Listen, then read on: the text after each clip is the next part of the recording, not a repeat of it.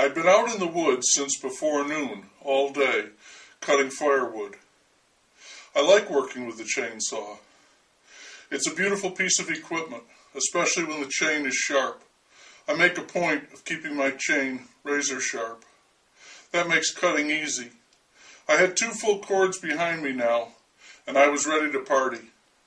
I called Rick, Steve, and Adam, my best buds, and told them to get their bad asses over to the house on the double. My folks were away for the weekend and the fridge was full of beer. Say no more, they're on their way. I took a shower to clean off the sweat, grime, and sawdust. Then I got a large sheet of heavy plastic out of the garage and put it down over the carpet in the den to protect the rug from whatever, dirt, beer, chips, puke. My buddies and I had done this before. We know how to party. We tend to get pretty wasted. But hey, that's the whole point, right? If you cover your tracks and clean up after, you can do pretty much whatever you want. I was on my 3rd by the time they arrived, and they started chugging to catch up. We sat down to watch some football. There was a bowl game on. Yeah, seen it, done that. I put on some head-banging tunes, maxed the volume, to get us in that take no prisoners groove, and we talked about maybe renting a movie. Steve wanted to see this zombie flick. He'd heard it was cool, but we never got around to it. Instead, we got into, I don't know exactly why, ways to kill people. We were talking about making our own movies. That's how it came up. Awesome. We were totally drunk by then, and we really got into it. I mean, we really had some freaky and extremely intense things going. Like I'd come up with something, and Rick would top it, and I'd top that. Steve jumped up in the middle of this and ran to the bathroom and got sick. I don't know if it was the beer or the conversation. Then he made it to my room and fell asleep on my bed. Adam threw up in the kitchen sink and passed out on the couch. That left Rick and me, and we were still going at it, matching each other beer for beer and coming up with all these fantastic bitchin' ways we'd waste people, each one wilder than the last, because we figured you had to really do it up to catch people's interest and make a real impression. It wasn't anything to just kill somebody. Anybody could kill anybody. It happens every day, in the movies and all around. Life is way cheap. Murder is so easy, so fucking simple. It's just another form of entertainment at this point. It was the way you killed somebody that made all the difference, that made it worth doing. Style points, degree of difficulty, like that. That's how you get their attention. And I'm drinking away, and pretty soon I got locked in. I know in my totally fucked up and deranged mind that what I've got to do is kill somebody. What I'm going to do is kill somebody. Stop talking and kill somebody. With style. Not in a movie, for real. And there is Adam, the best of my buds, passed out on the couch. My brain was going 1,000,000 miles an hour then. Warp speed. The way those race cars sound when they go whipping past. Meow, meow, meow. It was like that I knew what to do before I knew it. I jumped up and shouted and ran out to the garage. Came back in with some rope. Rick is on the verge of passing out, trying to figure out what the hell is going on. What am I doing? All I can do is laugh because I know I'm really onto something, which is such a cool feeling. I tied a noose in one end of the rope with a slip knot and put that over Adam's feet, cinched it tight around his ankles. I threw the other end up over the beam and started pulling. Rick let out a whoop and came over to help. Pretty soon we got Adam hoisted clear up to the beam, hanging upside down, and he's still dead to the world, arms dangling down to the floor. I tied the free end of the rope off onto the banister on the stairs. Rick looks at me like, great, now what? He's so out of it, he hasn't got a clue. You can't leave him like that, he said, shouting over the music. All the blood will rush to his head. His fucking head will explode. I'll take care of that, I said.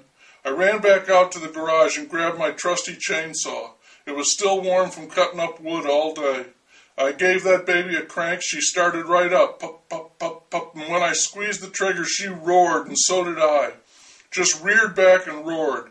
It was so great. We were, like, exactly on the same wavelength. I went back in the house, and the sound of that saw became so intense that I couldn't hear the music. I couldn't even hear the saw. It was like drowning in the sea.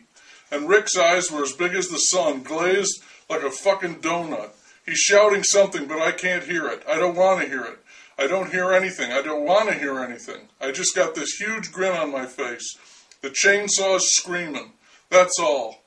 I prune off one of Adam's arms. The saw is so fucking sharp, Christ, it's like shearing through pudding. The blood just gushes out of him, but his eyes stay shut. I put the blade under his head and come up about 3 inches. Blood and bone and brains is spraying everywhere. Then I come in from the side and take out the notch.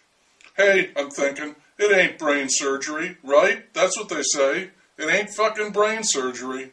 I step back to admire the cut, revving the saw. I look at Rick. He looks like he's seen his mother naked. I figure I have accomplished my purpose here. Adam is twisting on the rope, and when his face comes around, his eyes are open, but not like they're seeing anything. His mouth is open too, but not like he's surprised. No, it's more like he's grinning at me, that old Adam grin, like he knows exactly what I'm doing, and it's okay with him.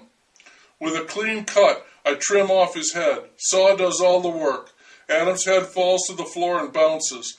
Blood is just pouring out of him now, splattering all over the plastic. I snap off the saw, turn off the music. Silence fills the room like a thunderclap. The blood sounds like hail. Then it slows to a drip. My chest is heaving. I can't believe what I've done. Adam is dead, and I feel bad about that. I'll miss him, but man, what a rush. My heart is raging like a piston on redline. I can still feel the saw peel through him. Rick is standing there trying to come to grips with the whole scene. No, he can't. It's totally beyond anything he knew or even could have guessed. Finally, he screams, "Holy shit," and throws up on the floor. Then, bent over, spitting, he starts laughing crazy-like. "You wasted him, man. You really wasted him," he says. "Oh, fuck, oh, fuck, oh, fuck. You wasted him, man." What to do now? I've got to be, cool about it. Killing somebody is one thing. It's awesome. Getting caught for it is another. That's stupid. It's not going to happen to me. I can wrap Adam in the plastic and bury him out in the woods. Nobody will ever find him out there except maybe my dogs. I'll put him down deep, and with winter coming, the ground will freeze in a few weeks. Steve is no problem. He's still in my room, out of it. Rick could be a problem. You never know. He's bound to tell somebody. This is too good to keep to yourself. I can't take the chance. I tell him to get us some beers. I fire up the saw again. I cut Adam down. He falls like a big fish. Rick comes back with the beers. He can't run without legs. But I'll tell you, it's like totally, totally different when the guy is, conscious. In the morning when I wake up, my head feels like the bottom of the lake. I'm in my parents' room on their bed. I can remember everything about the night before. The saw is still screaming in my brain. I can see Adam twisting around on that rope. I see Rick trying to stop me and losing a hand. My head starts pounding. The only thing I don't know is if it really happened, or was it just a dream. I check my hands, my clothes, for blood.